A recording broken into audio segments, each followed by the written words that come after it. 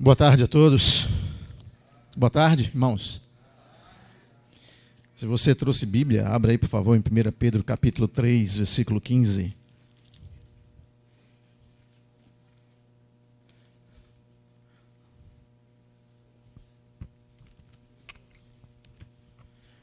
Pedro, capítulo 3, versículo 15. Um versículo importantíssimo, e diz assim a palavra de Deus.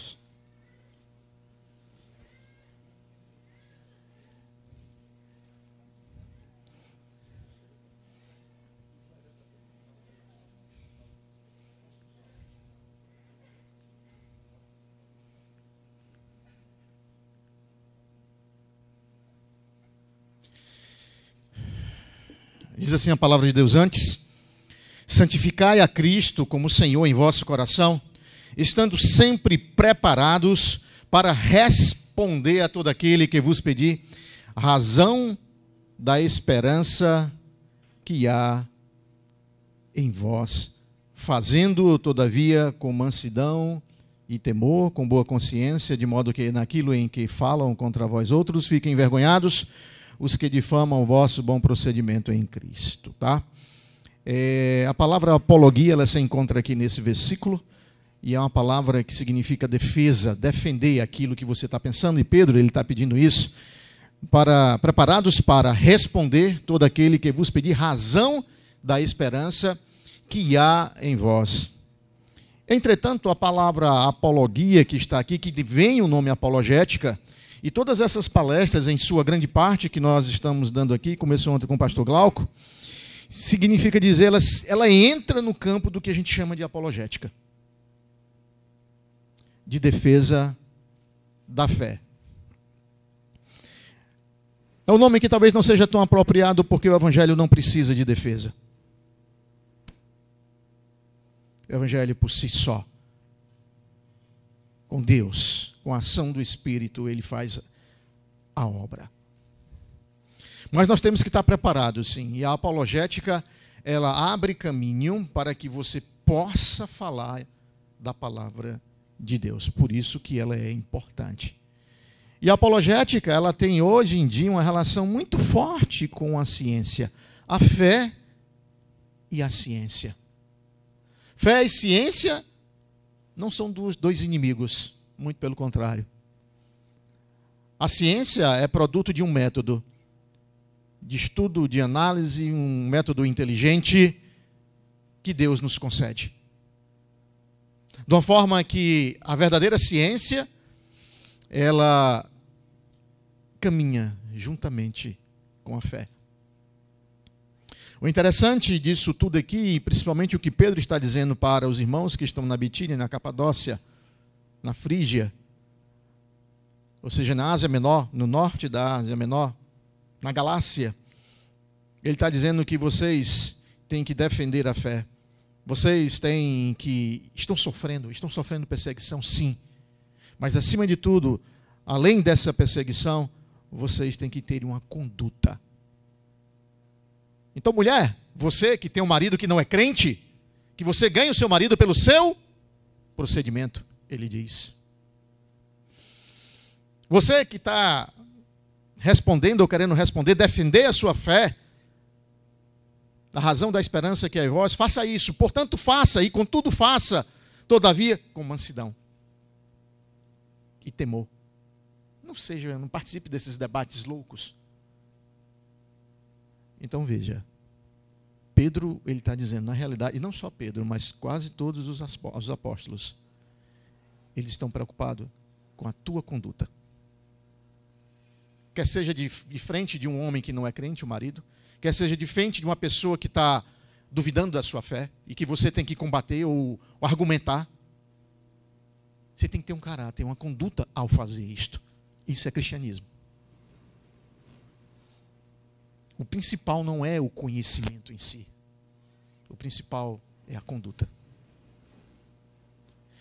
Então, diante disso, a apologética, sim, ela nos ajuda a falar da palavra de Deus, abre caminho para nos falar da palavra de Deus, e nós temos que procurar isso, tá? Bom, a primeira palestra de hoje é o ajuste fino no universo. Ontem nós fomos para a aula de campo, lá ali na serra, ver os astros. O céu estava magnífico, pessoal. O céu estava lindo. Tá? Deu para a gente ver, por exemplo.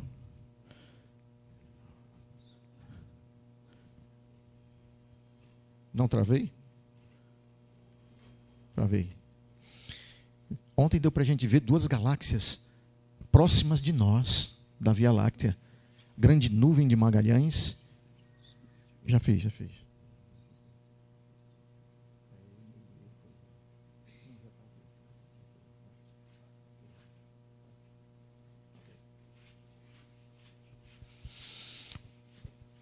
O ajuste fino que eu vou falar hoje para vocês, então, ontem nós vimos duas grandes nuvens de Magalhães, a grande e a pequena nuvem, duas galáxias próximas de nós. O céu estava maravilhoso, vimos as Pleiades, Órion, constelação de Touro. Lindo o céu ontem, foi uma benção, realmente.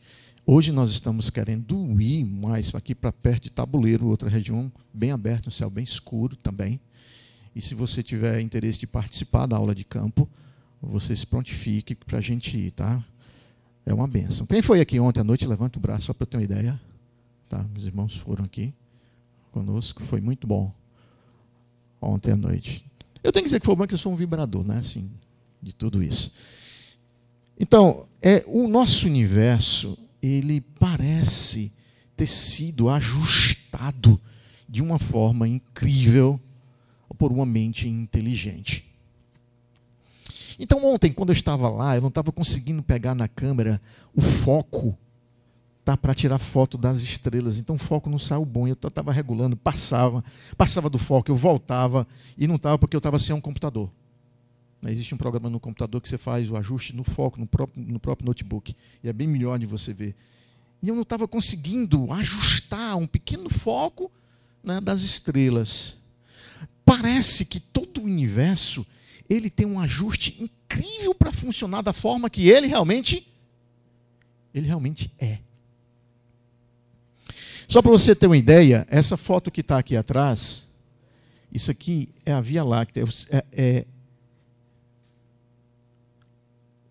Apaga-se aqui? Hein? Wellington? Acho que é ali, ó. Se apagar, eu agradeço. Tá? Isso aqui é o centro da Via Láctea, perfeito, da nossa galáxia, e que você, se eu estou olhando para o centro, significa dizer que eu estou um pouco afastado, né? Então, se eu estou aqui, longe do centro, e aqui no centro, tudo isso claro que você está vendo aqui, isso aqui são estrelas. Esses brancos aqui, tudo são estrelas, são milhões e milhões de estrelas. Por que eu estou afastado do centro da Via Láctea? Aqui é o centro, é o redemoinho da Via Láctea. Eu consigo ver isso à noite. Como nós estávamos lá ontem, não deu porque ela já tinha baixado, por causa do movimento de rotação. Então aqui existem bilhões e bilhões de estrelas. Então por que eu não estou ali? Porque se nós estivéssemos ali, o sistema solar, o Sol, nós estávamos rodeados de estrelas. E não ia ter uma zona estável para a vida. Então Deus nos colocou, nos afastou e nos colocou na periferia da nossa Via Láctea. Então veja, isso já é um ajuste para que a gente possa estar aqui vivendo numa zona estável do ponto de vista de temperatura, tá?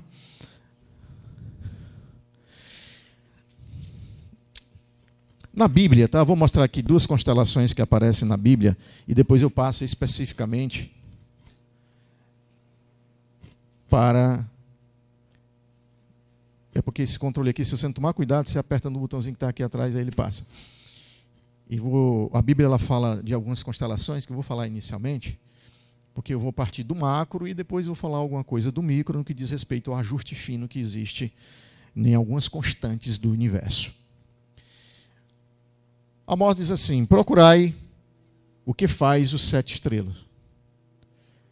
Os que foram ontem viram os 7 estrelas.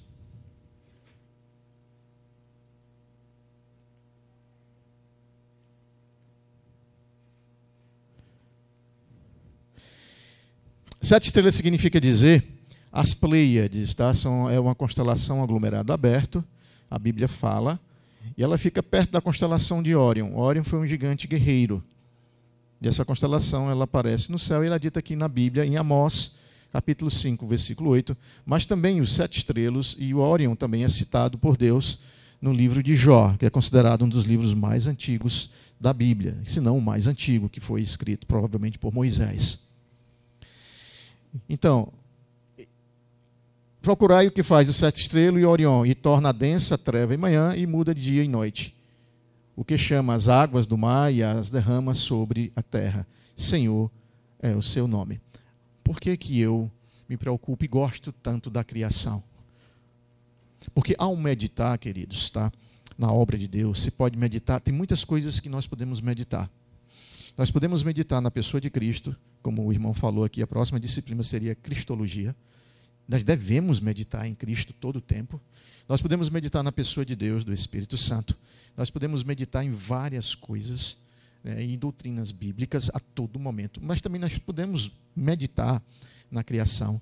Nós podemos meditar na questão da metanarrativa bíblica com a criação, com a queda, com a redenção e com a glorificação. Podemos meditar sempre em tudo isso, estarmos pensando com isso, ocupando a nossa mente com essas coisas. Né, a queda do homem, por que o homem caiu, é uma questão da antropologia, uma questão da hamartiologia, o estudo da doutrina do pecado, tudo isso faz parte da nossa meditação. O cristão ele deve pensar sobre isso. Assim como a criação também. A criação eu posso meditar nela e eu posso observar de forma direta. E a observação da criação me dá um alimento, porque eu estou vendo ali a obra do Criador. Eu estou vendo que Deus ele fez aquilo.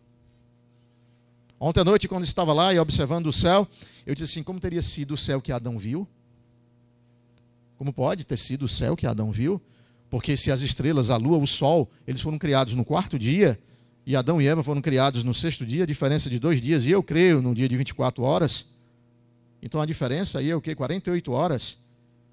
Então como é que pode a luz ter chegado? Deu tempo? Se nós dissemos que a luz hoje, um astro está distante demais, uma estrela está distante demais, milhões e milhões de anos-luzes, como é que era o céu em que Adão viu? Depois de 2 dias. Então, sim, é sensacional meditar nessas coisas. Né? A gente ocupa a nossa mente com a criação, não que a gente saiba responder, porque às vezes não dá nos mistérios de Deus. Mas é bom a gente pensar, sim, em tudo isso. Então, ontem nós vimos realmente aqui as Pleiades, tá? Os 7 estrelas. Nós vimos aqui a Aldebaran, que é a constelação de Touro, aqui o chifre do Touro, né? Que é uma estrela vermelha. A estrela tem suas cores, vou falar rapidamente sobre isso. Essa foto aqui são as Pleiades. A próxima slide que eu vou mostrar é esse conjunto de estrelas aqui. Tá? É isso daí. Tá? Existem essas nebulosas azuis, que são de emissões por causa das estrelas, elas são estrelas novas, estrelas quentes, né? Por causa da temperatura, elas são azuis. Nós vimos outra forma de ver, se desse tempo hoje eu capturava, né, essa constelação. O guerreiro, Orion, isso aqui é um arco, né, entenda-se isso aqui ele puxando o arco, o cinturão dele, aqui como se fosse uma saia do guerreiro, né, ele está aqui e apontando para lá. Betelgeuse é uma estrela supergigante vermelha. Tá? Aqui é a famosa Três Marias, que vocês veem no céu. Aqui no meio fica a M42, a nebulosa de emissão. Tá? Então, chama atenção inicialmente aqui na palestra, porque Deus ele cita essas constelações, o universo macro, na sua palavra. Então, ele criou as constelações. Ele criou no 4º dia tudo isso. Outra forma de ver aqui é a constelação de Órion, né, as Três Marias. Aqui as estrelas, veja a diferença de cor de Betelgeuse e de Rigel. Por que Betelgeuse é laranja e por que Rigel ela é azulada? Deus os fez assim já? Ou será que passa por um mecanismo de evolução estelar, de uma reação termonuclear que acontece dentro das estrelas? Preferencialmente, né, inicialmente, Deus as fez do jeito que é, com essas cores. Eu defendo isso. Essa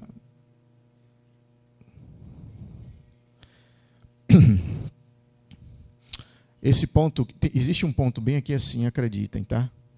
Perto de Anunitak, que é o próximo slide que eu vou mostrar. É a famosa nebulosa cabeça de cavalo. Que é essa aqui. Certo?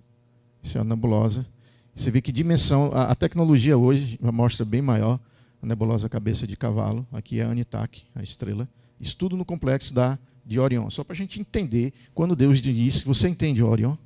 Quem foi que criou Orion? Deus pergunta a Jó, quem foi que criou Orion? E Orion é isso que a gente está vendo aqui. Essa complexidade linda e maravilhosa. Olha a cabeça de cavalo um pouco mais ampliada. Isso aqui. Essa foto aqui já é do telescópio espacial Hubble, né, bem mais aproximado. Isso aqui é um mundo, tá, gente? Isso aqui você não tem noção de grandeza do que é o tamanho, por exemplo, de uma cabeça de cavalo dessa aqui. Isso aqui é gigantesco.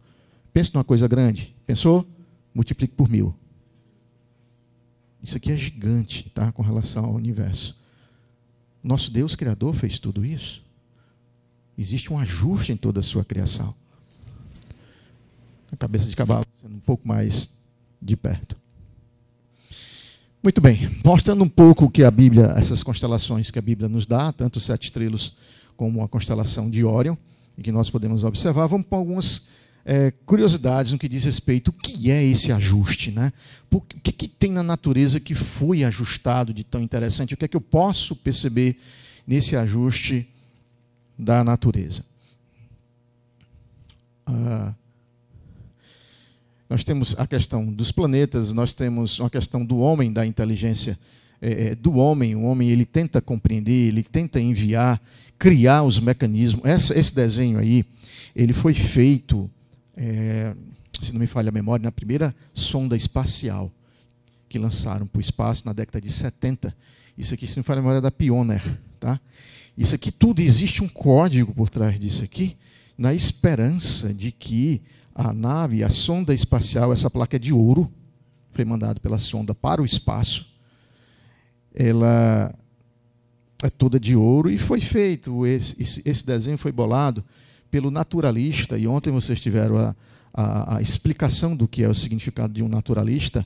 O naturalista ele não acredita em milagres, o naturalista ele não acredita na fé. Para ele, o mundo que existe é um sistema fechado, e ele não acredita em Deus, ou seja, é um ateu. Então, os naturalistas que fizeram isso foi um famoso chamado Carl Sagan, criador daquela série Cosmos, uma série que inclusive assisti na década de 80, era muito bem feita, muito bem produzida a série Cosmos de Carl Sagan, mas ele é um homem que não acreditava em Deus. Mas ele fez isso aqui na esperança de que essa placa de ouro fosse encontrada por seres inteligentes, né? Que ele manda aqui a nossa posição no espaço, né? Até onde estava a nave. Aqui nós temos Mercúrio, o Sol, Mercúrio, Vênus e a Terra. Ele tenta mostrar aqui o nosso sistema solar para ver se é encontrado por uma civilização externa. E o homem também procura sinais de que possa existir alguma vida inteligente aí no espaço. Então, por que eu estou dizendo isso? Os sinais são tão grandes entre nós, o ajuste fino ele é tão grande, que eu não sei como é que as pessoas, esses homens, não enxergam isso da ação de um ser inteligente, de um Criador, que está criando, que criou todo esse universo. Então é o seguinte, por que eu coloquei isso? Porque o homem, o naturalista, ele acredita, ele busca, ele tem um anseio de encontrar uma civilização extraterrestre, mas não acredita na carga forte, massiva de informação que chega de um mundo criado por um Criador. Por isso o cristão é um milagre. Por isso que você é um milagre. Porque você crê no Criador. Às vezes, quando eu levo um telescópio, as pessoas perguntam assim, pastor, você não trouxe o telescópio? É porque o telescópio grande se avoluma e assim, aí não deu para eu trazer. Mas às vezes, quando eu levo o telescópio e coloco na praça e vou mostrar as crateras da Lua, algumas pessoas ficam maravilhadas porque tem senhoras de idade que nunca viram as crateras da Lua. E elas vão ali, olham e vê. E elas saem admiradas, né, com as crateras da Lua. Passa cerca de 400 pessoas quando eu levo, né, o telescópio para a praça. E eles veem ali animados. Mas não falta aquele que pergunta e diz assim: Senhor, o senhor acredita em OVNI? Eu digo: não existe isso não. Ele: como é que é? Não existe. Mas isso é muito orgulho. Orgulho? Por que é orgulho? Só a gente nesse universo tão grande. Isso é muito orgulho. Deus fez um universo tão grande, tão grande, tão grande. Ele hiperdimensionou o universo. Para quê? O senhor está com um pensamento muito orgulhoso de dizer que só existe a gente como civilização. É porque você está pensando de uma forma contrária. Orgulho é não admitir que um ser criador fez o homem com a intenção de dizer assim: eu só fiz você e acredite nisso. Se humilhe diante de mim e acredite que eu fiz o universo e só fiz vocês como civilização. Isso sim, tá certo? Não acreditar nisso é orgulho. É vaidade contra um Deus criador. Portanto, eu não creio que existe OVNIs, civilizações inteligentes. Não existe.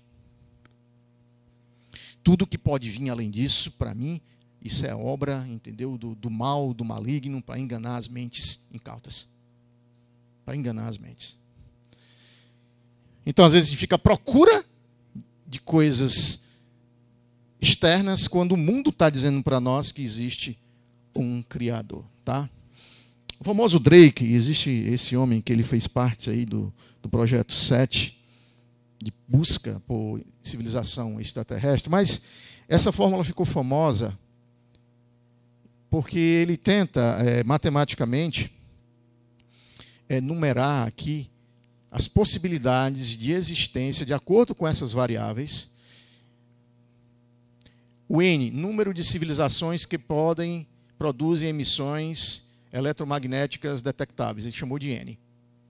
Taxa de formação de estrelas semelhantes ao Sol. Chamou de R.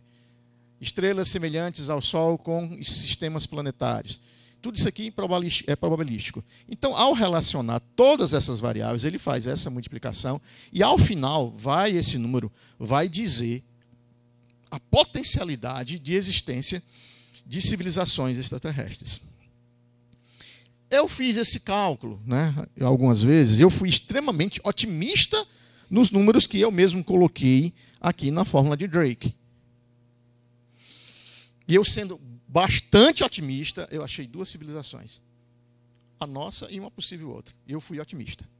Diante de um universo com bilhões e milhões de galáxias. Ou seja, se eu for um pouco mais criterioso no número, na equação, eu vou achar de zero para civilizações extraterrestres. Ou seja, não existe. Sinto muito, se você tinha alguma esperança, né? Eu desculpe lhe frustrar, mas não existe. Se tem alguém aqui que estava querendo ir para Quixadá, para a terra dos monólitos ali, ficar procurando os ETs, eles vão ver, né? Alguns dizem que vem ali em Quixadá. Né? Eles veem o quê? Aquilo é o diabo querendo enganar eles. Pode existir alguma coisa, viu? Assim como Satanás se transforma em anjo de luz, ele pode enganar, sim, nesse aspecto. Isso que eu vou dizer aqui agora, tudo que eu estou dizendo, tá, é bom dizer isso para vocês. É montado numa física que nós acreditamos que é um modelo padrão. É o modelo mais aceito hoje em dia. Existem modelos que estão chegando, perfeito, modelos que estão sendo pesquisados, que podem ser diferentes do modelo padrão que nós adotamos. Então, por exemplo, quando eu disser aqui sistema Terra-Lua, eu estou assumindo que a lei da atração de Isaac Newton ainda é preponderante no nosso mundo. E as leis da relatividade geral de Albert Einstein também. Perfeito? Enquanto essas teorias não caem, que eu acredito difícil de caírem, né, são difíceis de caírem, a gente considera como sendo um modelo mais exato, vamos dizer assim, que se propõe que nós temos hoje. Então, de acordo com essa observação, o sistema Terra-Lua é um sistema extremamente interessante. Por quê? Porque a Lua, ela funciona como uma âncora para a Terra. A Terra ela tem alguns movimentos interessantes que nós aprendemos estudando as ciências e geografia, que é o movimento de rotação dela no seu próprio eixo, em torno do seu próprio eixo. E a Terra também tem o seu movimento de translação ao redor do Sol. Entretanto, a Terra também tem um movimento que a gente chama, que a gente não percebe, que é um movimento chamado de libração. Que além de ela rodar em torno do seu próprio eixo, também ela faz esse movimento de libração um pouco, entendeu? E esse movimento, ele não é maior de libração, ele não tem uma amplitude maior de libração, porque a Lua está próxima da Terra e freia a Terra no que diz respeito a esse movimento. Se não existisse a Lua, a Terra teria um movimento de libração muito grande. Coloca a Lua, freia. Na realidade, é uma âncora que a gente chama gravitacional, a Lua para o sistema Terra. Sim, tudo bem. Se não existisse a Lua, o movimento de libração era grande. O movimento de libração gera era glacial, gelo. Não tem condição de vida. Olha o ajuste. E quando se coloca, e quando a Lua está de acordo com o modelo padrão, e quando a Lua está a 380 mil quilômetros de distância da Terra, é um local exato para que a libração não seja maior. Creio que o nosso Deus na criação colocou a Lua exatamente no ponto exato para frear esse movimento de libração, não ter muita era glacial, muito gelo e ter uma zona estável para o desenvolvimento da vida. Olha que coisa incrível, né? Que coisa fantástica, né? Então a Lua, que foi criada no quarto dia, assim como o Sol, né, para que a gente se detenha, nos oriente nas estações do ano, nosso calendário. A sociedade judaica, né, ela pegava o calendário lunar a cada 28 dias. Né? A Lua ela passa um mês a cada 28 dias, não o solar como nós temos hoje. A judaica era um calendário que era a Lua que eles pegavam como referência. Então assim como a âncora está para um barco, essa é a ideia. A Lua está para a Terra. Ela freia aquele movimento que a Terra poderia oscilar no seu movimento de libração com maior intensidade. Chegamos aqui no sistema solar, só para você ter uma ideia de comparação do tamanho do Sol, né, que é o nosso astro, a estrela mais próxima de nós. Júpiter, Terra é bem aqui, pequenininho. Olha o tamanho. Você tem uma ideia? Júpiter, dentro de Júpiter, que é o nosso planeta maior, é um planeta gasoso. Dentro de Júpiter cabem 1.300 terras. Ontem Júpiter estava no poente, próximo de Vênus, estava dando para ver. Ontem estava dando para ver Vênus, e hoje também, se eu abrir, dá para ver. Vênus, Júpiter, Saturno e Marte no céu, os 4 planetas. E Júpiter é um planeta gasoso, ele é enorme. Saturno também, com seus anéis, fazem parte. Agora é o seguinte,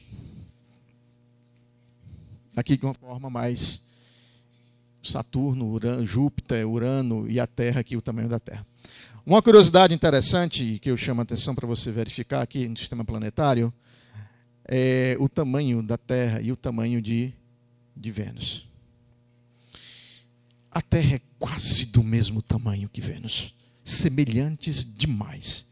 Então eu tenho Sol, Mercúrio, Vênus e Terra. Sol, distância, né? Mercúrio, Vênus e Terra. Vênus é do tamanho da Terra. Apesar de ele ter um movimento contrário ao da Terra, ao que alguns teóricos querem dizer, eles se chocaram em algum momento, por isso que Terra gira de um lado e Vênus gira de outro. Mas não é forçar demais, né? Como diz a gente, forçar demais o texto, né? Mas não é. E o interessante é que aqui você vê uma abundância enorme de vida, uma variedade tremenda de vida, porque o que inculca os homens de hoje, no que diz respeito à pessoa da religiosidade, é a questão da diversidade. o nosso planeta é muito diverso e isso realmente mexe com a cabeça, deixa confuso os cientistas que não acreditam em Deus. É uma variedade enorme aqui. E aqui não tem nada. Júpiter é verde, eu vou mostrar para vocês depois. Júpiter é verde porque existe gás carbônico aqui. Existe um efeito estufa enorme em Vênus, e cuja a temperatura da Terra superficial é de 400 graus centígrados, ou seja, derrete o chumbo lá. Então, por que que um planeta vizinho, tão semelhante no tamanho, um é completamente diferente do outro, já que a vida explodiu aqui? Por que que não explodiu aqui?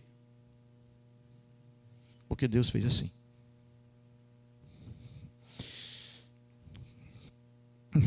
A relação, né, do tamanho da Terra com relação a Júpiter. Então, veja o seguinte. Em 1994, foi filmado um cometa que vinha em nossa direção, ou para o sistema solar. O nome do cometa chama-se Schumacher-Levy. Se você quiser ver o vídeo, é só colocar no YouTube. Cometa Schumacher-Levy, de 1994. Ele caiu em Júpiter. Foi filmado. Ele caiu em Júpiter. Por quê? Porque ele vinha se aproximando, sei lá, se de repente ele vinha em nossa direção. Mas ele vinha em nossa direção, só que Júpiter atraiu gravitacionalmente o cometa Schumacher-Levy, e o cometa Schumacher, caiu em Júpiter. De onde se conclui que não só Júpiter, mas também Saturno, Júpiter e Saturno são escudos gravitacionais para os planetas interiores. Então, imagine quantas vezes, quantos cometas, quantos bólidos caíram aqui em Júpiter e em Saturno, estavam se dirigindo para esse sistema menor da Terra, Vênus, Mercúrio e Marte. E nós não fomos o quê? Atingidos. Você está percebendo comigo o ajuste fino? A Lua, os planetas gasosos, que são enormes, e funcionam como escudos protetores para os planetas interiores, inclusive ajuda a manter as nossas vidas no planeta Terra. Então, pastor, quando a gente olha para o céu, como nós vimos ontem, nós vimos algumas estrelas cadentes. O que é aquilo? Aquilo são pedaços de rochas menores, bem menores, já fragmentadas, que entram na nossa atmosfera, esquenta, né, e faz aquela luminosidade toda. E o que eu acho interessante é que provavelmente aqueles bólidos que nós vimos ontem ali na Serra, algumas estrelas cadentes, já são do que a gente chama a chuva de meteoros orionídenas. Ou seja, o seu radiante entra pela constelação de Órion. Então a gente vê eles passando, e eles nascem de Órion e vão cair dos lados, mas eles nascem ali, vamos dizer, entram na atmosfera terrestre no mesmo ângulo que está a constelação de Órion. Geralmente são poeiras de cometas e tudo mais, e que cai, que faz aquele espetáculo para a gente aqui na Terra.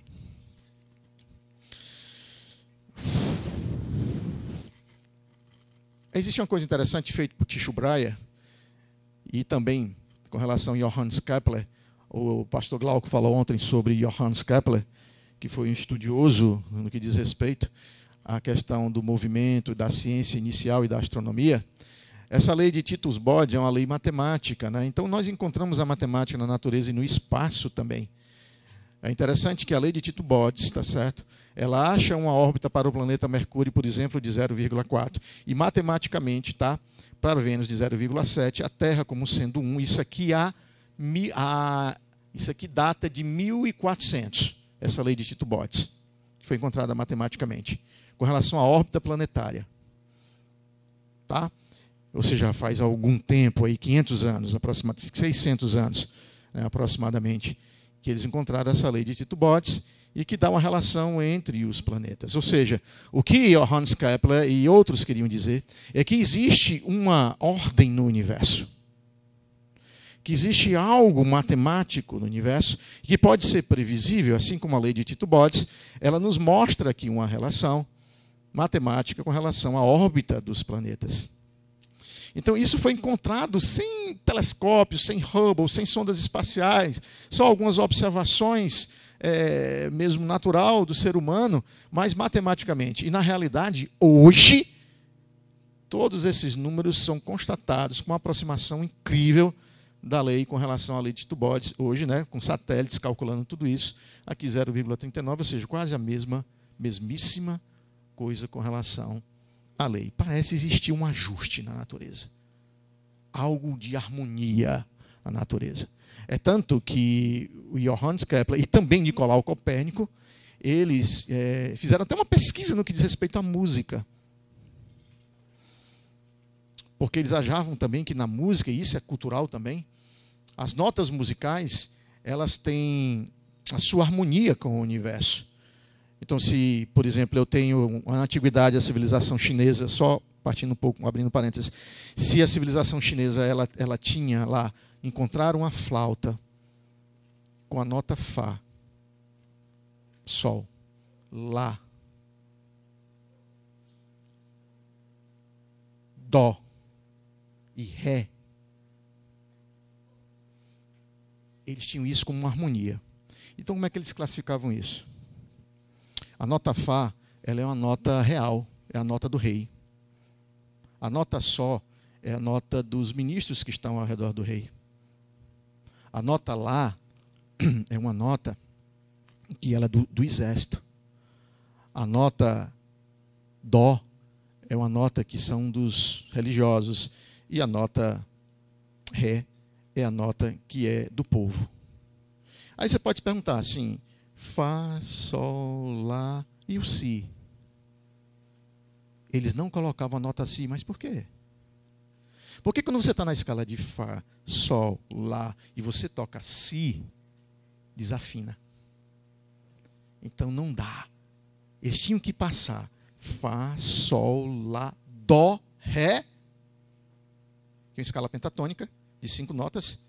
E por que eles não colocavam a Mi? Porque ela destoava daquilo ali. Então eles consideravam uma nota diabólica. É tanto que, para dar certo, depois, com a evolução da música, a gente cria o Si bemol, que é meio tom, né, de diferença entre a nota Si, aí encaixa. Mas isso é depois de algum tempo. Então, a gente vê que existe a busca, inclusive eu estou dizendo isso, porque os estudiosos, como esses homens astrônomos da antiguidade, Copérnico, Johannes Kepler, também eles colocavam um estudo, né, das outras coisas, para tentar dizer que existe um ajuste no universo. Temos aqui um cinturão de asteroides, que muitos dos asteroides que podem vir, que caem aqui no nosso planeta, vêm desse cinturão aqui. Perfeito? Esse cinturão de asteroides existe ao nosso redor, entre a órbita aqui de Marte e de Júpiter. Existe esse cinturão de asteroides, que o material deles pode vir para nós aqui, entendeu? Mas ainda não nos afeta, eles são destruídos antes de chegar aqui conosco. A constelação do Cruzeiro do Sul. Outra coisa interessante é que essas duas estrelas aqui ficam na constelação do Centauro, por isso que eu mostrei essa constelação aqui. Isso aqui é o nosso Cruzeiro do Sul, é a cruz, que fica no sul.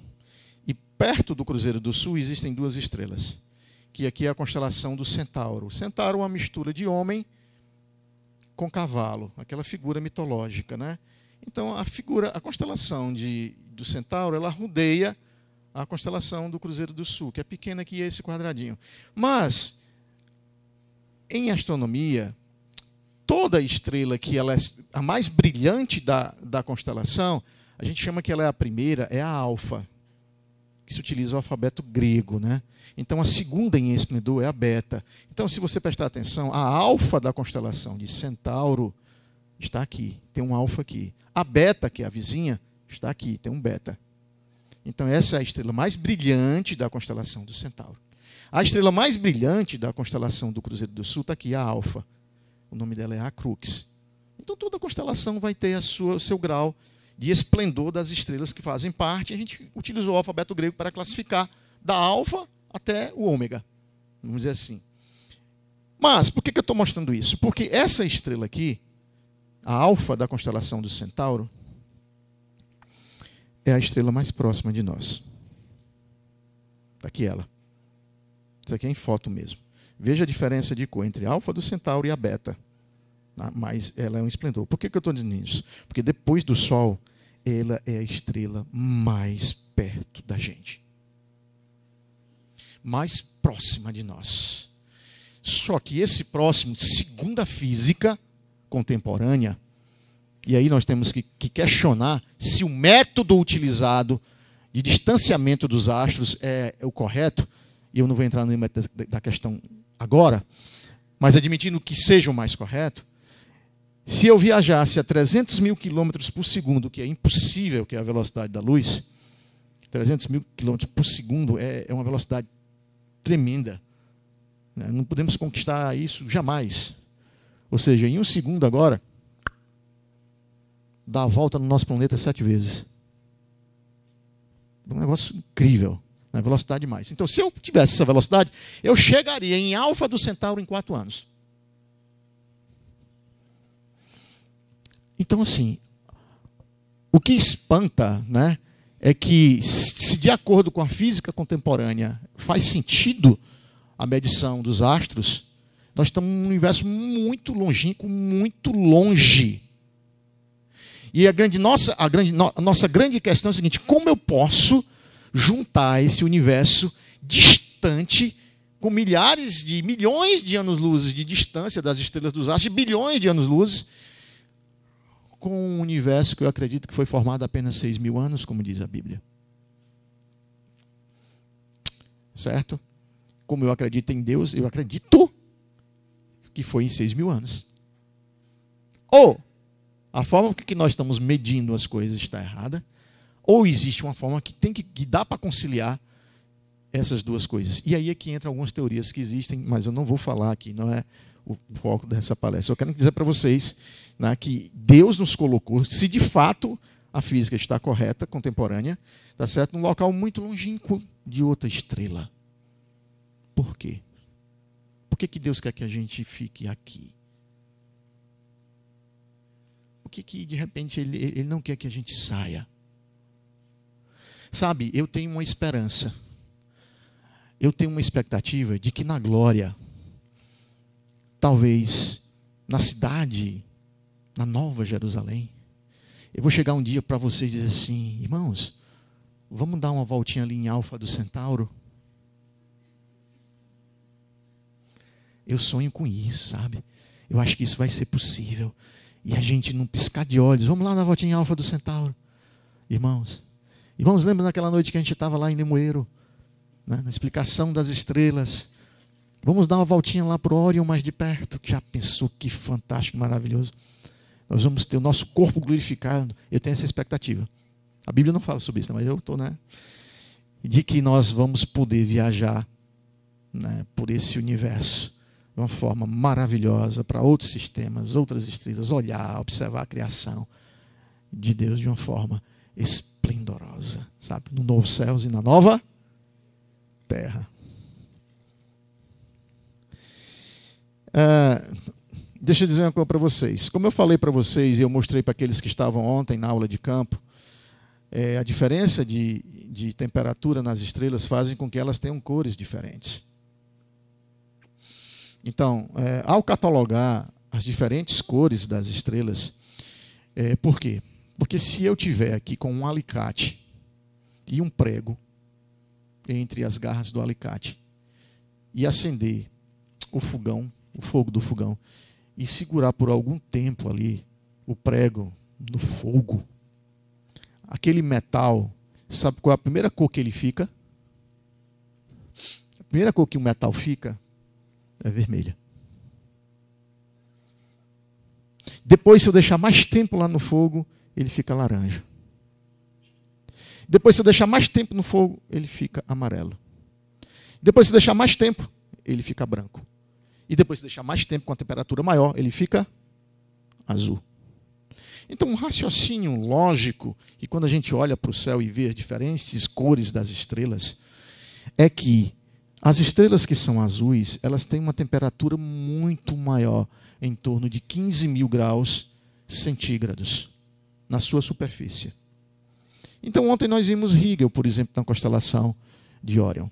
Já Betelgeuse que é uma super gigante vermelha, é aqui.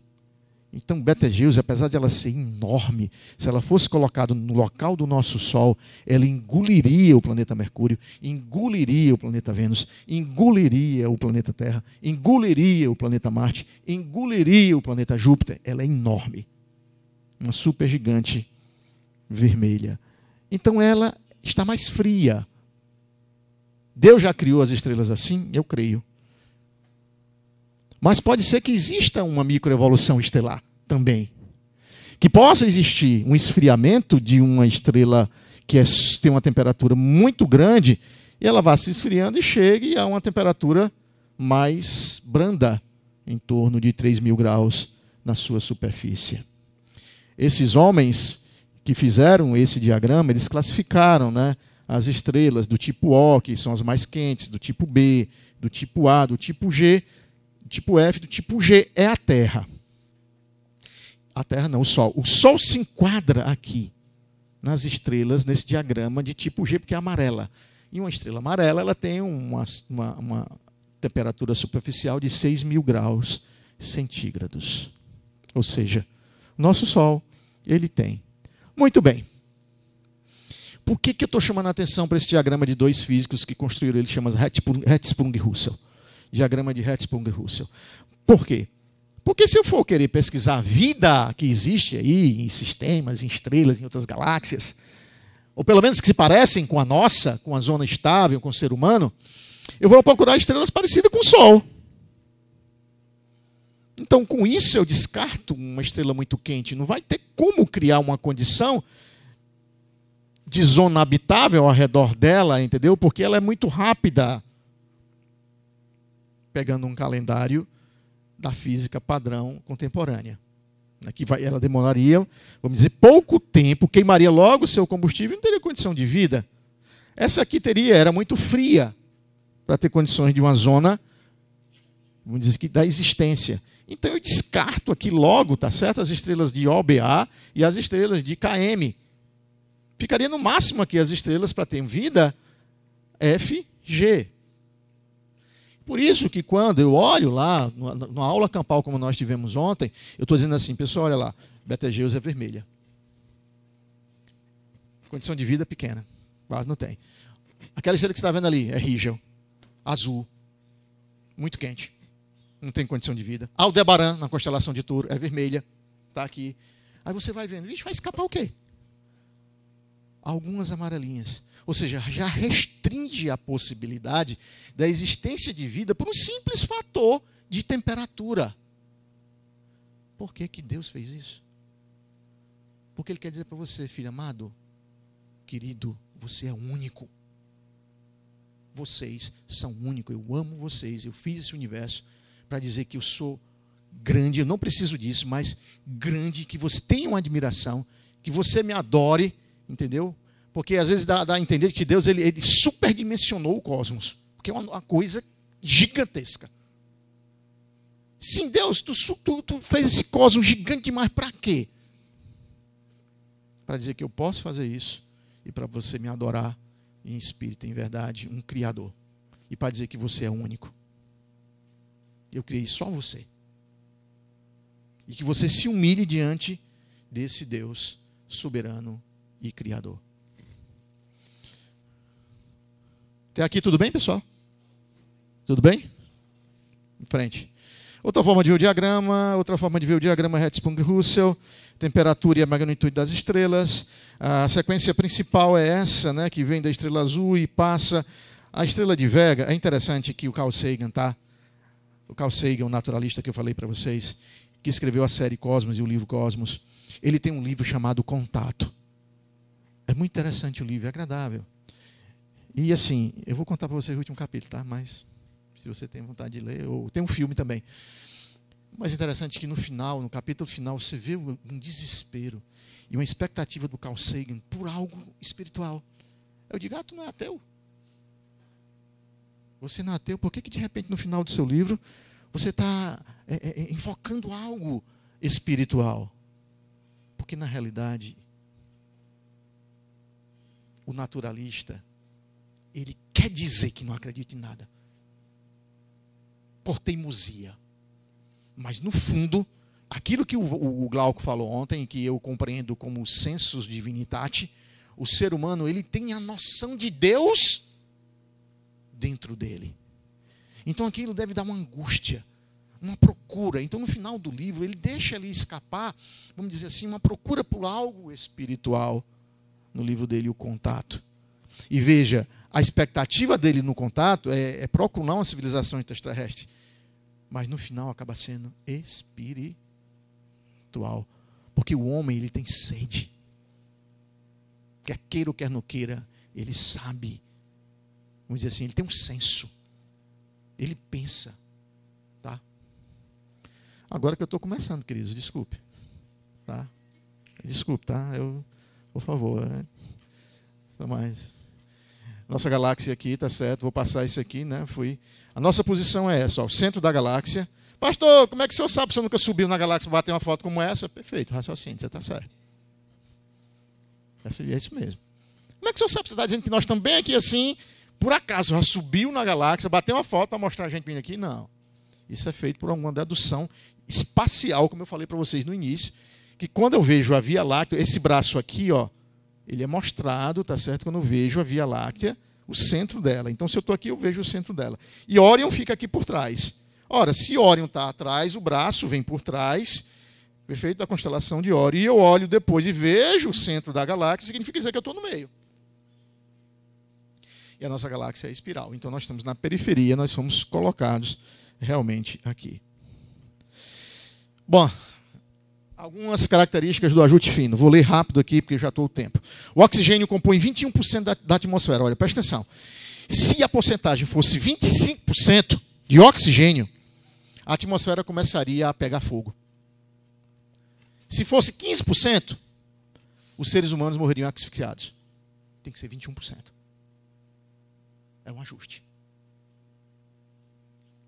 Se a força da gravidade fosse alterada, em parte, em 1040, que significa 10 seguido de 40 zeros, o Sol não existiria. E a Lua se lançaria contra a Terra, ou se perderia no espaço. Isso aqui está no Hearing, página 196. É um livro, um autor. Mesmo um pequeno aumento na força da gravidade resultaria em todas as estrelas serem bem maiores que o nosso Sol, fazendo com que o Sol queimasse de forma rápida e inconstante demais para sustentar a vida. Se a força centrífuga, que afasta, dos movimentos planetários não equilibrasse precisamente as forças gravitacionais, nada ficaria em órbita em torno do Sol. Se o universo estivesse se expandindo a velocidade de 1 bilionésimo apenas menor do que está agora, a temperatura da Terra estaria ou seria de 10.000 graus. Não condição. A distância média entre as estrelas da nossa galáxia, que contém 100 bilhões de estrelas, a nossa galáxia Via Láctea, é 48 trilhões de quilômetros, a distância média. Se essa distância fosse alterada, olha só que interessante, se essa distância fosse alterada apenas ligeiramente, as órbitas ficariam errantes e haveria variações extremas de temperatura na Terra.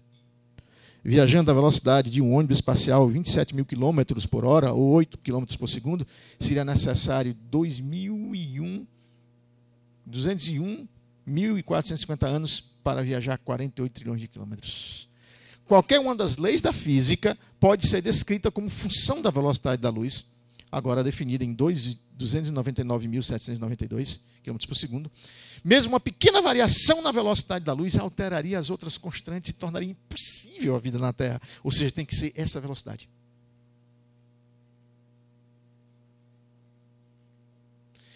Esse livro é interessante, né? Esses 6 números que o Martin Rees ele dá aí.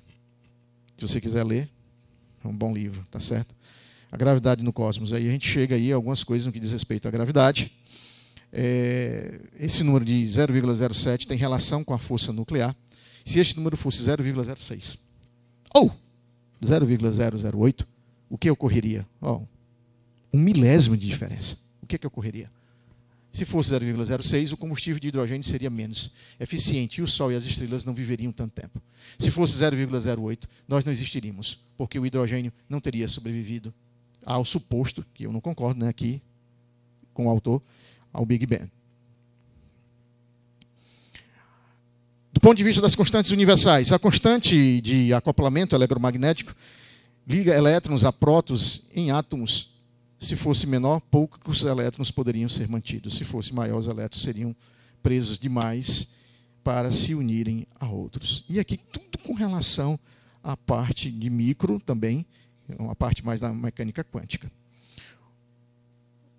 As forças eletromagnéticas gravitacionais são finamente sintonizadas, de modo que o tipo certo de estrela pode ser estável. Nosso Sol é a cor certa. Se fosse mais vermelho ou mais azul, como eu expliquei para vocês, a resposta fotossintética seria mais fraca. Nosso Sol também tem a massa certa. Se fosse maior, seu brilho mudaria muito rápido e haveria muita radiação de alta energia. Se fosse menor, o alcance das distâncias planetárias capazes de suportar a vida seria muito estreito. A distância certa seria tão próxima da estrela que as forças de maré iriam perturbar o período de rotação do planeta. A radiação ultravioleta também seria inadequada para a fotossíntese. A distância da Terra ao Sol é crucial para um ciclo de água estável. Muito longe, e a maioria da água congelada, muito perto, e a maioria da água fervia, ou seja, ferveria. Então nós temos aqui, para terminar, algumas constantes antrópicas, que é exatamente aqui o nível de oxigênio da Terra, como eu falei. Posso passar essa parte. Constante 2, transparência atmosférica. Se a atmosfera fosse menos transparente, não haveria radiação solar suficiente sobre a superfície da Terra. Se fosse mais transparente, seríamos bombardeados com muito mais radiação solar aqui embaixo. Além da transparência atmosférica, a composição da atmosfera como níveis precisos de nitrogênio, oxigênio, dióxido de carbono e ozônio é por si só uma constante antrópica. Tá? É o nome dado. Falei da questão gravitacional entre a Terra e a Lua. Posso passar. O nível de gás carbônico, ou dióxido de carbono. É claro que esse tipo de implementação não é necessária aqui na Terra, porque a atmosfera terrestre mantém o nível correto de dióxido de carbono. Essa é outra constante antrópica. O antrópico, quando a gente fala, quando a gente fala o nome antrópico, é a capacidade de dar vida ao homem, né? De um sistema ter vida, né, ao homem. Se o nível de CO2 fosse mais alto do que é agora, teríamos o desenvolvimento de um enorme efeito estufa. Todos nós seríamos queimados. Se o nível fosse menor de gás carbônico, as plantas não seriam capazes de manter uma fotossíntese eficiente. Todos nós ficaríamos sufocados.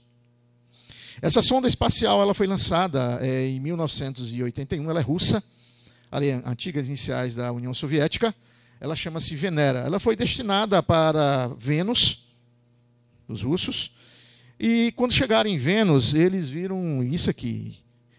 Essa foto é do solo de Vênus, né, que eles conseguiram, uma das poucas de Venera, essa sonda espacial, quando chegou em Vênus. Resultado da Venera, nunca mais mandou, não emitiu nada, porque simplesmente não aguentou a temperatura causada pelo gás carbônico em Vênus. 400 graus centígrados aqui.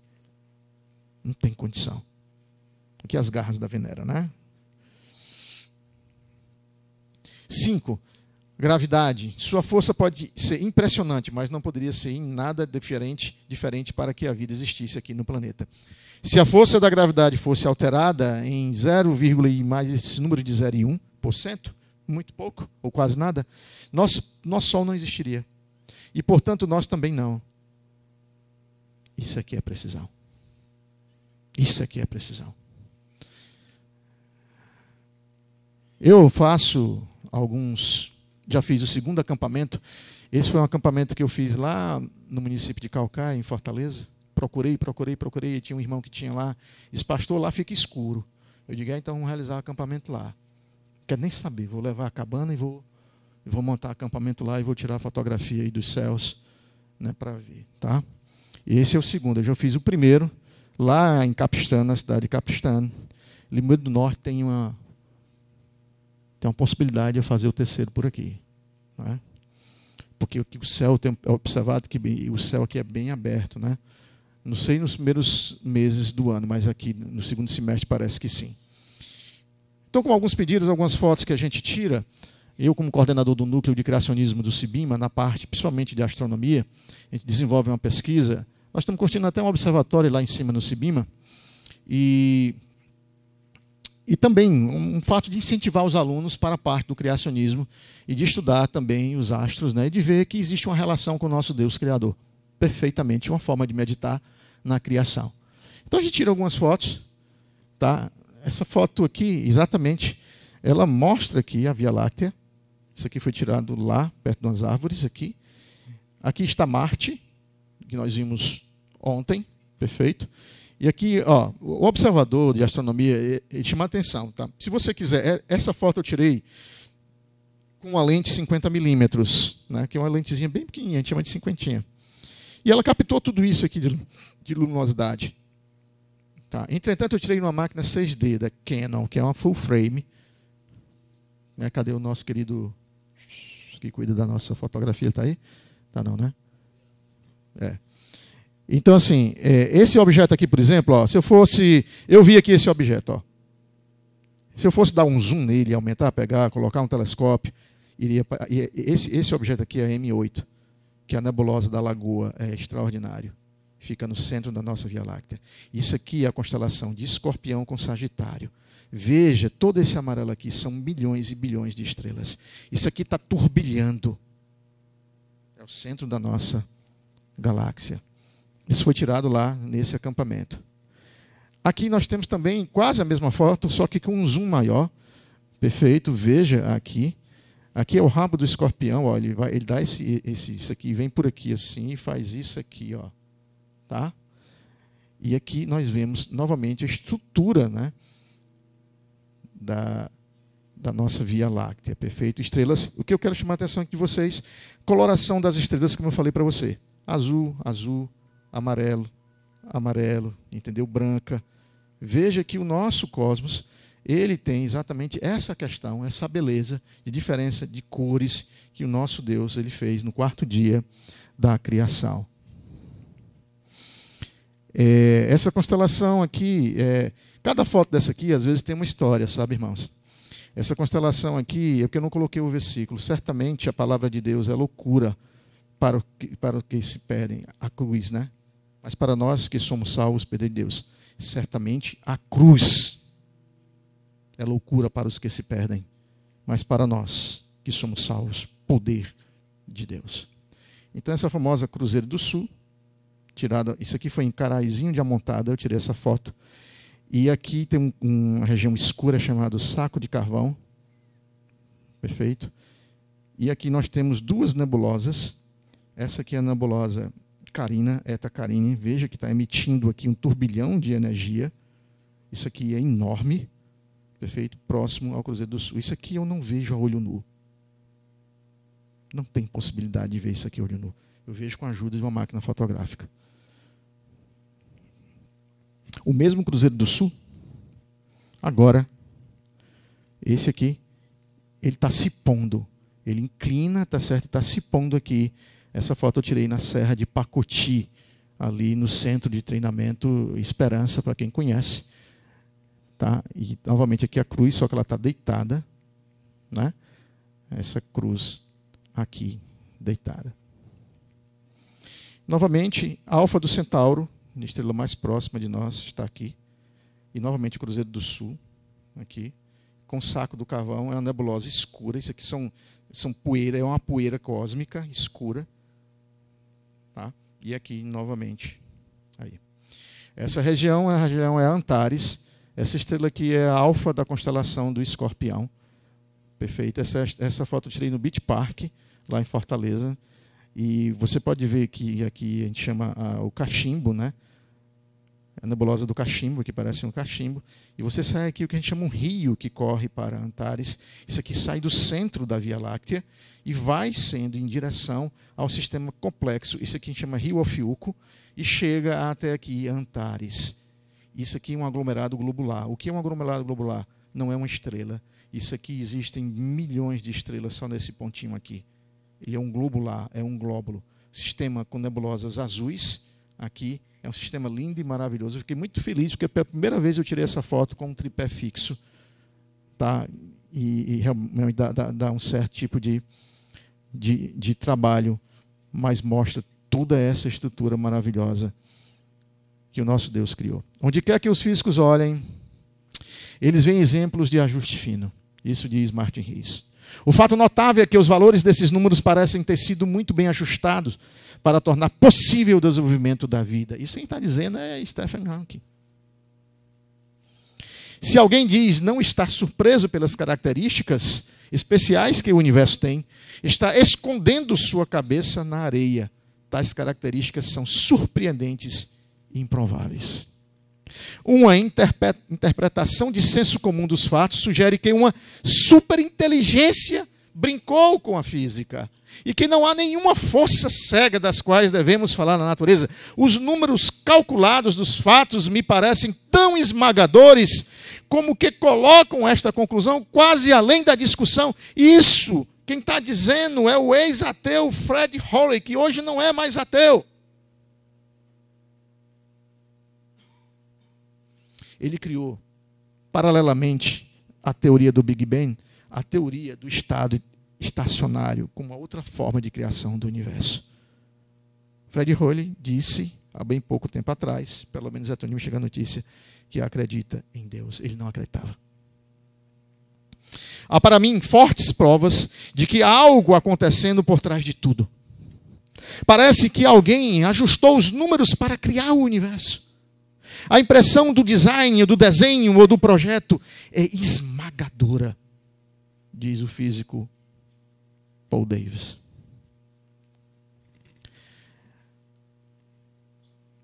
Se Júpiter não tivesse em sua rota atual, a Terra seria bombardeada com material espacial.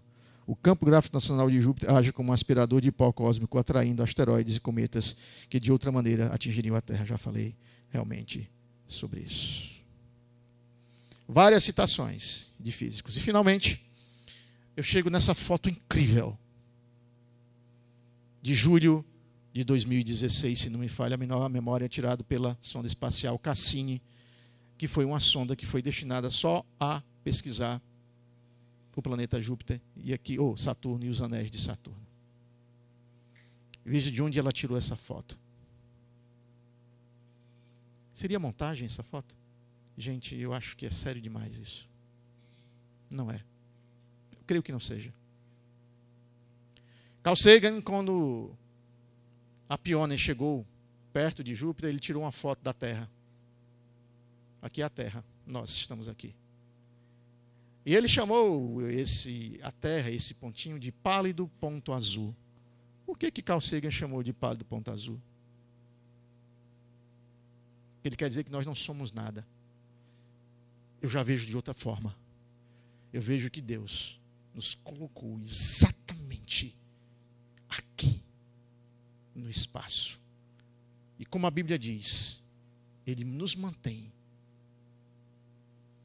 aqui. Você pode chamar de pálido ponto azul, mas é um pálido ponto azul em que todo o universo pode estar voltado única e exclusivamente para a existência desse ponto. Que Deus te abençoe.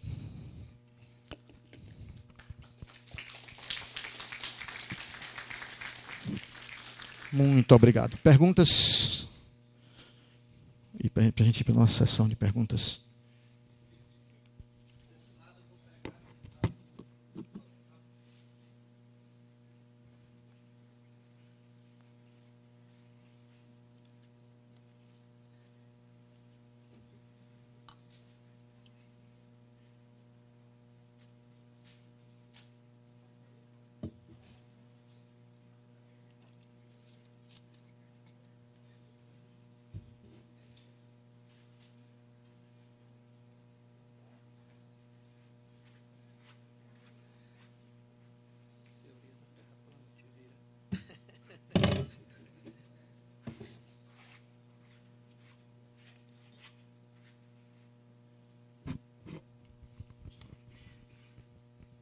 Só. Primeira pergunta aqui. Talvez não tenha a ver com o que eu falei aqui, mas eu posso tentar responder. Existe alguma base científica ou bíblica para se defender a teoria da Terra plana. Veja, essa é uma teoria que ela está ganhando muito, vamos dizer assim, o pessoal está falando muito hoje em dia. Mesmo porque me parece que ela tem um poder de marketing muito forte. Se você falar no YouTube, por exemplo, de Terra plana, pode ter certeza que você vai ter milhares de curtidas. Então, assim, é moda falar da Terra plana, sem dúvida. Mas o que existe de veracidade no que diz respeito à Terra plana? Lá no núcleo do criacionismo, eu tenho evitado falar sobre a Terra plana mesmo, porque nós não temos ainda algo de muito estudado, muito concreto. O que eu tenho, vamos dizer assim, é toda uma física baseada na estrutura esférica, né, da Terra. Então, assim, foram feitos alguns experimentos e nós estamos analisando no que diz respeito se são científicos realmente de fato para comprovar que a Terra ela seja plana. Argumentos no que diz respeito à Terra ser esférica existem, são vários. Os terraplanistas, eles também criam os contra-argumentos com relação a isso. Então, quem vai estudar? Então, nós temos nisso ainda. Inicialmente, a postura do Sibima, entendeu, é continuar com a Terra esférica. Mas isso não implica de nós. Aliás, nós devemos estudar a hipótese da Terra plana. Perfeito? Nós devemos estudar a hipótese da Terra plana. Então, assim, se existe alguma base científica, bíblica, para um, para outro, existem coisas difíceis. Por exemplo, no modelo, por exemplo, da Terra plana, se você, alguns dizem, tá? Se você quer viajar da Austrália para a América do Sul, você levaria mais do que 20 horas, porque na Terra plana eles ficam distantes. Tá? Então não existe um avião com essa ainda capacidade, vamos dizer, de mais de 20 horas. Teria que parar, fazer uma conexão e ir. Alguns dizem assim, tudo bem, mas existe uma companhia aérea do Chile, chamada Quanta, que realiza o voo da Austrália para o Chile, sem precisar de reabastecer. Então, como é que acontece isso? Só pode ser uma coisa, porque a Terra é esférica. A única justificativa. Então, nós temos alguns pontos importantes de um lado, e existem outros pontos que estão sendo estudados de outro. Inicialmente, é um paradigma, é uma quebra de paradigma, tá certo? Mas nós estamos esperando, a você que fez a pergunta, algo de base mais científica realmente, no que diz respeito à Terra plana, para a gente poder debater. Nós estamos esperando. Creio que existe alguma coisa. Existem alguns pesquisadores sérios com relação a isso. Tá? Mas também nós temos que dar o desconto, né? Porque muitas vezes as pessoas querem... Existem filosofias por trás disso, existe ufologia por trás disso, existem muitas coisas que a gente tem que tomar o cuidado. Mas não somos fechados, pode ser que exista alguma coisa assim de sentido, mas estamos esperando um estudo mais sério, tá bom? Com o esclarecimento de muitas controvérsias criadas pelo naturalismo de que a crença em Deus atrapalharia ou se colocaria contra a ciência, o senhor vê um movimento de sinergia dos cientistas que estudam o cosmos com a fé? Perfeitamente. Se você levar em consideração, por exemplo, Nancy Pearce, que é uma escritora muito boa, eu aconselho vocês lerem o livro de Nancy Pearce, que tem a verdade absoluta, mas no livro dela, chamado A Alma da Ciência, a Nancy Pearce, ela faz uma observação interessante. Ela diz o seguinte: a ciência como nós conhecemos hoje, a metodologia científica, essa metodologia que criou a eletricidade, essa metodologia que criou os remédios, essa metodologia que criou e melhorou a qualidade de vida em alguns aspectos, ela só poderia ter surgido no meio cristão. Ela não poderia ter surgido no budismo, não tinha espaço. Ela não poderia ter surgido no islamismo. Ela não poderia ter surgido, vamos dizer assim, no confucionismo. Ela não existiria em outro local da face da terra. Ela só encontrou ali uma forma de sair no meio do cristianismo. Sabe por quê? Porque é um método científico, é um método utilizado para tentar conhecer as leis que Deus criou. E homens cristãos fizeram isso, ou tentaram fazer isso. É bem verdade que alguns deturparam. Mas Galileu tentou, Isaac Newton tentou, o próprio Nicolau Copérnico, Johannes Kepler. Todos eles eram cientistas, eram homens que também acreditavam em Deus. Muitos deles até deístas.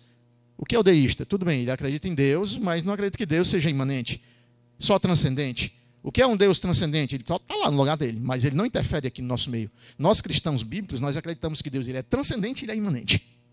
E que a ação dele hoje, aqui entre nós, ele faz por intermédio do Espírito Santo. Nós acreditamos nisso. Agora, o deísta não. Ele acredita em Deus, mas ele está lá. Ele criou um relógio, como se fosse, deu corda no relógio e deixou. Então, isso é o que significa. Sim, com certeza, o movimento cristão, de uma ciência correta e verdadeira, está em sintonia com a fé. Perfeitamente em sintonia. Pode estar perfeitamente em sintonia com a fé. O que seria o buraco negro? Eita. Isso foi tu que fez? Foi? Hein? Hã? Foi tu? Tem certeza? Ele fez essa pergunta para mim ontem lá na observação na aula campal. Aqui eu vou demorar uns 10 minutos. Quer dizer, é o seguinte. Deus ele não é um ilusionista, tá? Nós não acreditamos que Deus ele é um ilusionista. Ele não engana a gente. Então, assim, como ele conseguiu a velocidade da luz como 6.000 anos atrás? Ora, se Deus fez o mundo em 6 dias, e se biblicamente nós constatamos fazendo um retrocesso na genealogia até chegar a Adão, que dá no máximo 6.000 anos, tem que ser em 6.000 anos da criação para cá. Então nós acreditamos na teoria da Terra jovem. Como conciliar isso com um universo velho que parece existir? Isso aí é que está. Isso é que está o desafio. Bom, Deus poderia ter criado, por exemplo, as estrelas, a luz das estrelas que chega até nós, em trânsito. Que é em trânsito. Da metade, próximo de nós, ele criou. Ou poderia ter criado a velocidade da luz, não com 300.000 quilômetros por segundo, mas muito maior do que 300.000 quilômetros por segundo.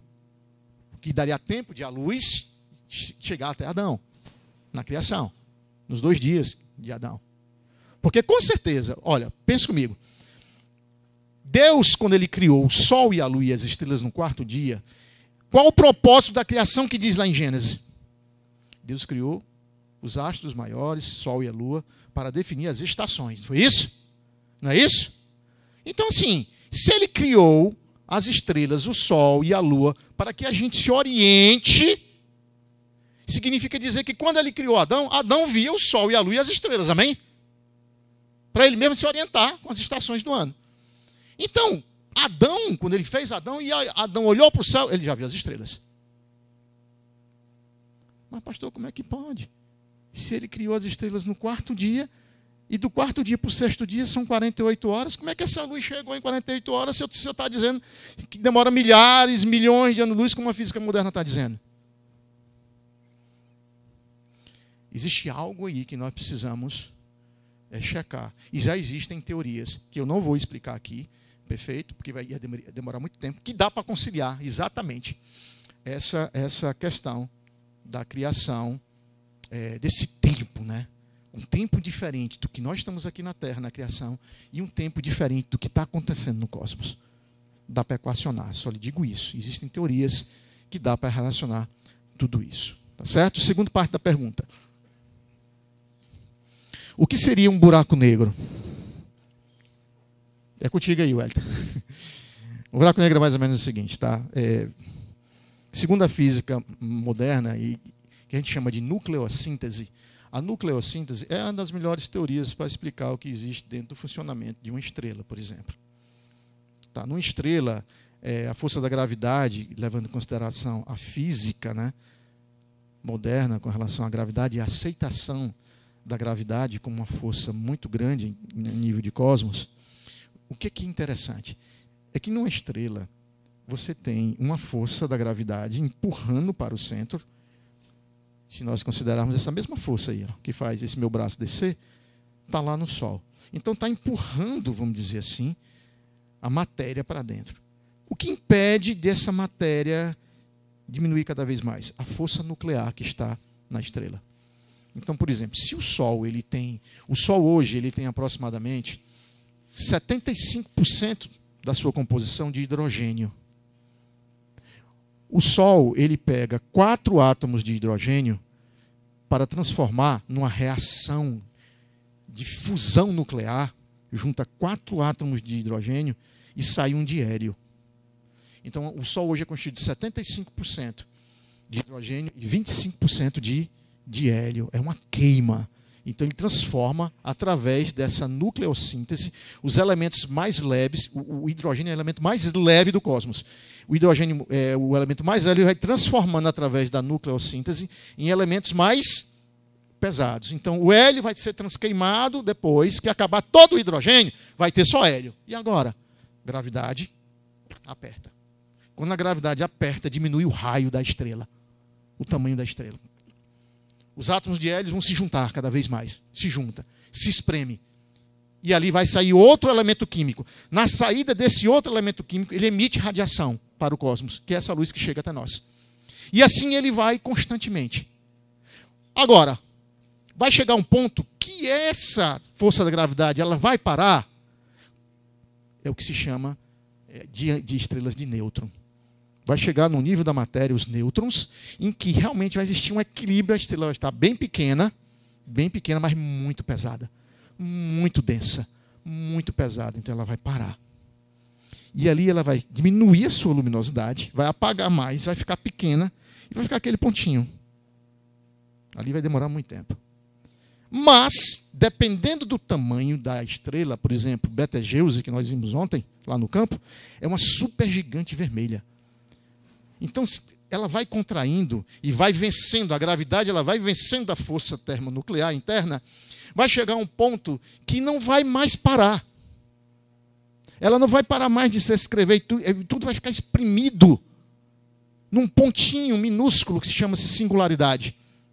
É um negócio incompreensível, isso é matemático, tá? Estamos procurando isso no cosmos. Deus pode ter criado o buraco negro? Sim, mas faz parte de uma microevolução de uma estrela, por exemplo. Assim como existe uma microevolução entre nós. Assim como Adão não poderia ter sido branco, e nem Adão poderia ter sido preto. Para que exista o preto e o branco hoje em dia, Adão tem que ser vermelho. Por isso que a gente acredita que Adão era vermelho, da cor da terra, Adão. Daí o nome. Então, Adão, sendo vermelho, vai ter a capacidade, por genética, de gerar os negros e por capacidade, por genética, de gerar os brancos. Tá? Então, assim, o buraco negro é uma força da gravidade vencendo a matéria, se fechando, se contraindo, ao ponto de furar o espaço e o tempo. E de nem a luz escapar. Por isso que o nome é buraco negro. Ele é tão pesado, a gravidade é tão forte que nem a Lua... nem a luz consegue escapar dele. Isso é um buraco negro.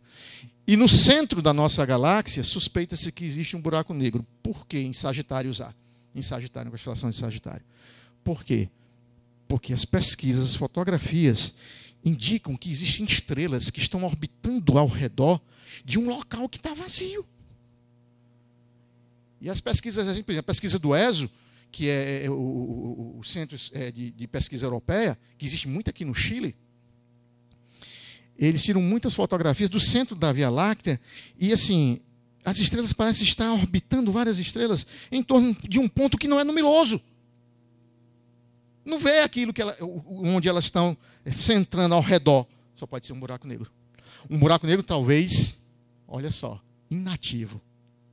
Inativo. Nós podemos estar morando em uma galáxia, na periferia de uma galáxia, um pouco distante do centro, que pode ter nesse centro um buraco negro inativo, porque se ele fosse ativo, ele estava engolindo muita matéria. Muita matéria. E com certeza a gente ia chegar perto de ser engolido. Deus nos colocou numa galáxia, na periferia, longe do centro, no equilíbrio. Pode ter um buraco negro e que esse buraco negro esteja inativo. Então, para os teóricos, tá? Esse buraco negro, ele fura o tempo e o espaço, mas ele pode sair em outro local do espaço, jorrando matéria, o que vira um buraco branco. E aí abre espaço para teorias e teorias de caminhar no espaço, de sair em outra dimensão, mas isso aí é muita teoria ainda. Tá bom? Mais alguma? Tem 5 minutos para você responder 3 perguntas. Sim, senhor. Vamos lá. Essa aqui é sobre a Batalha de Josué e tal. Acho que pode ser respondida até na próxima palestra sobre geocentrismo. Não, mas... Aí tem, o senhor poderia falar um pouco da teoria da antimatéria e de que é feito as estrelas e todas são o mesmo material. Essa de que foi feita as estrelas aqui, tá certo? A pergunta é a seguinte: de que é feito as estrelas? Elementos químicos, né? Como eu falei. Hidrogênio, hélio, né? Carbono, é constituído disso. E tem um efeito de fusão nuclear que dá origem à radiação que chega até nós. Perfeito? Isso é constituído das estrelas, de elementos químicos. Segundo, aqui, na Batalha de Josué, o Sol e a Lua parou, ou pararam, no céu. Há alguma evidência na astronomia para comprovar esse fato? Eu vi alguma coisa no que diz respeito que a NASA tinha feito uma pesquisa nos seus laboratórios, dos dados, que o Sol realmente parou e a Lua... Não tenho, mas assim... Eu estive em Israel em 2015 e eu fiquei num hotel nas montanhas da Judéia, o Hotel Yad HaShamona. E de lá, a gente via o Vale do Aijalon. E por vezes eu cheguei ali no hotel e cruzei os braços e olhei assim, rapaz, no Vale do Aijalon, ali foi onde a lua parou em Josué e o sol também. O sol e a lua, né? Eles pararam, né? Em Josué. Incrível, né? Não tem como eu comprovar muito isso hoje. Alguns querem nessa pesquisa aí que foi feita, mas eu não tenho argumentos muito sólidos para dizer que realmente esses dados estão corretos. Mas o que eu posso dizer é assim, acontecem algumas coisas estranhas ali. Nessa batalha de Josué, não sei se vocês lembram, Deus mandou pedras. Não é isso? Ele manda uma chuva de pedras para derrotar o inimigo. O que eu posso dizer para vocês é o seguinte, que aquelas pedras lá, o guia estava me dizendo, o Miguel Nikolaevich, ele está dizendo assim para a gente, aquelas pedras que estão no Vale do Aijalon e que Deus mandou, quando a gente faz a análise daquelas pedras hoje, que estão lá, elas são pedras vulcânicas. Aí ele diz assim, pasmem vocês, aquelas pedras foram pedras vulcânicas. Agora não existe nenhum vulcão por perto do Vale do Aijalon. E como é que pode aquelas pedras estarem ali? Explicação sobrenatural. Deus pegou de uma região vulcânica distante e jogou ali. Simples. Porque ali não existe vulcão. Tá, então, assim, não tem como assim, comprovar, né, pelo menos até onde eu sei cientificamente. O que surgiu foi esse boato aí da NASA, não tenho a informação de que realmente seja um fato concreto que a gente possa depositar, vamos dizer assim, a nossa crença de que é verdadeira. Mas nós acreditamos que ele parou sim, não é? Hein? Nós acreditamos. Finish.